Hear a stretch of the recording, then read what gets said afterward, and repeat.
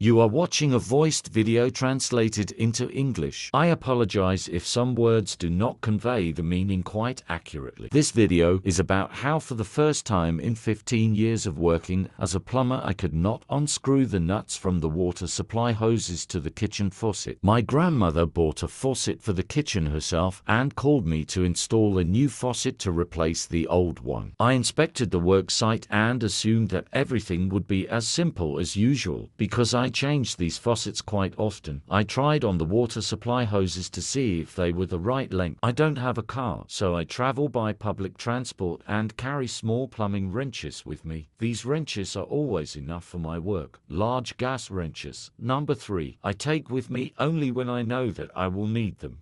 But this happens extremely rarely. In the bathroom, I close the cold water supply tap. There is a gas water heater in this apartment. I open the knobs on the mixer to make sure that there is no water in the tap. I remember the correct connection of the hoses. Sometimes they overlap. I see a broken nut that secures the spout. I pull the spout out of the tap body so that when removing the body, the spout does not accidentally fall off and hit my hand. And I try to unscrew the nuts from the water supply hoses. All my attempts to unscrew these nuts did not lead to anything, no matter what efforts I applied. I have a yellow-green key in my hand. Number 1, and here I needed keys with number 3 and 2 keys at once. I realized this later. In order not to delay the installation process, I bit off the old hoses with pliers. Then I disconnect the water drain hose from the washing machine and the corrugated drain pipe from the sink. And now the sink with the cabinet is disconnected. I pull the cabinet out of the corner so that there is easy access to these nuts. Then carefully examine the nuts. They still won't unscrew. I try to unscrew them again. I try to change the position of the keys. I break off the rest of the hose in the hope that this will somehow loosen the nuts. I even tried to help with my foot, but it's all useless. This place just didn't want to unscrew.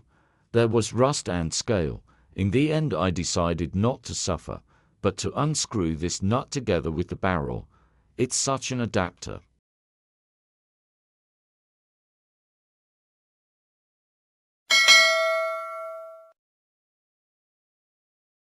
But this barrel adapter together with the nut unscrewed quite easily, and this is what it looks like. You may immediately have a question: why didn't I do this right away? I didn't have these 2 barrels. I changed them quite rarely, once every 6 months.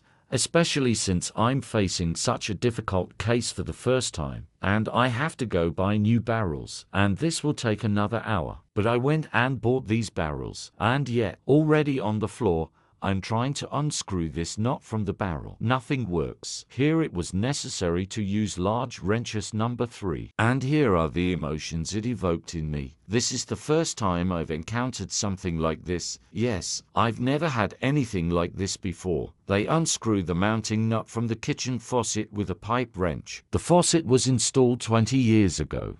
I always clean the dirty deposits from the place where the new mixer is installed. If this deposit is not removed with a screwdriver or a knife, then in the future drops of water will seep under the base of the tap and it will drip under the sink. The round rubber cuffs at the base of the tap will not be able to hold these drops of water. Then I screw the new hoses onto the new mixer, screw the mounting pin under the base of the tap, then the washer with the rubber band, and secure everything. I carefully check that the round rubber band between the sink and the tap is in the grooves of the tap base. Then I tighten the tap fastening nut all the way, tighten the nut so as not to strip the threads. Then I remove the remains of the plumbing flax from the inside of the thread, after which I screw in the barrel, run the thread, then I wind the plumbing flax onto the barrel thread, while pulling it well, so that the threads fit well into the grooves of the thread. If you yourself want to wind this flax onto the thread for the first time in your life, then you will most likely not succeed. You need at least a little experience. You need to understand how much flax you need and how tightly you need to wind it onto the thread.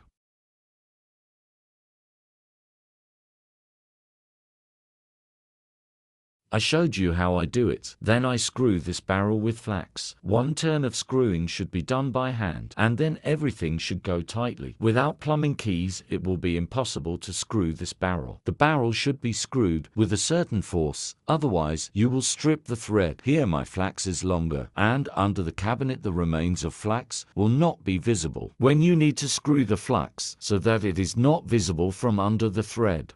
Using garden shears, I remove the remains of the flax.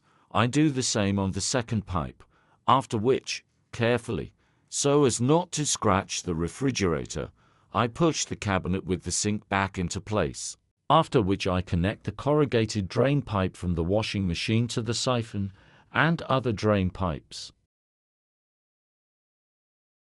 Then I tighten the nuts from the flexible water supply, that is, the hoses, and when tightening the nuts, the hoses turn out in a figure 8. Here the second hose has unscrewed a lot. The hoses always turn out more in some places and less in others when tightening. Therefore, at the base of the hose and the nut, I return the hose to its original position with sliding pliers. You cannot squeeze the soft eyeliner with pliers and unscrew the hose, and moderately clamp only this place.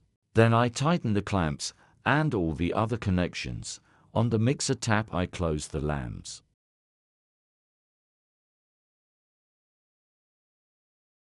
Then I open the cold water supply by turning the knob on the riser. The water from the tap comes out without pressure. I asked her why her water always flows like this. She answered, "Only a few days." Near her house they are digging up pipes. Somewhere there was a burst, and such a pressure of water in the whole house. I touch all the hose connections with my hand. My hand is dry, which means everything is fine. I additionally check for leaks on the siphon.